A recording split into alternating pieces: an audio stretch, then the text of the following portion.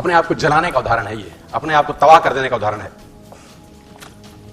कैसे अपने आप को जला दिया? कुछ नहीं, प्रकृति सिखाती है बहुत कुछ।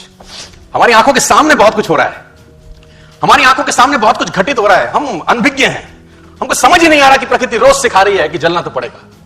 और देखो कहानी इसकी, ये बर्ड किंगडम का राजा है ईगल। प्रकृति रोज सिखाती है कि if you want to become eagle तो आपको जलना पड़ेगा। 70 साल औसतन उम्र होती है, 70 साल ईगल की उम्र होता है सर। लेकिन इसी कहानी का ट्विस्ट क्या है, और वो ये है कि 40 साल जब ये हो जाता है तो इसकी जो चोंच है ये बेंड हो जाती है, आगे से सॉफ्ट हो जाती है, शिकार नहीं कर पाता।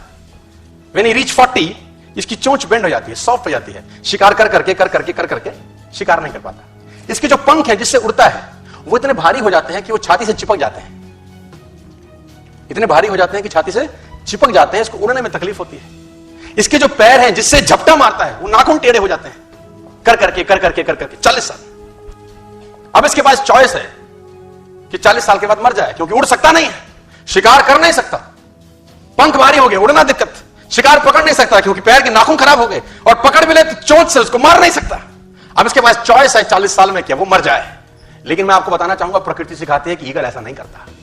40 साल की उम्र में ईगल अपने एरिया की सबसे ऊंची चोटी पर चला जाता है और जो चोंच है उसको सामने वाले पत्थर पे मारना चालू करता है।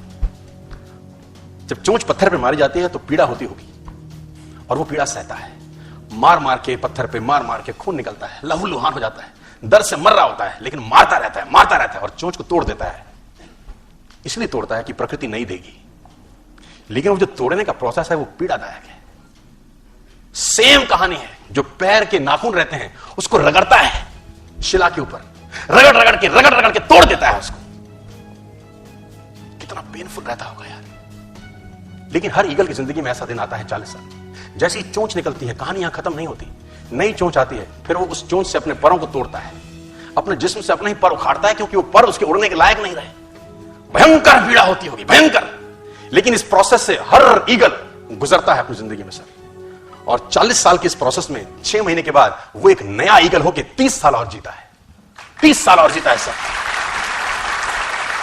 तो आहुति तो देनी पड़ेगी। आज कल परसों चॉइस आपकी है। मैं फिर कहता हूं, आज कंफर्टेबल हो जाएंगे तो जिंदगी अनकंफर्टेबल होगी, आज अनकंफर्टेबल हो जाएंगे तो जिंदगी कंफर्टेबल।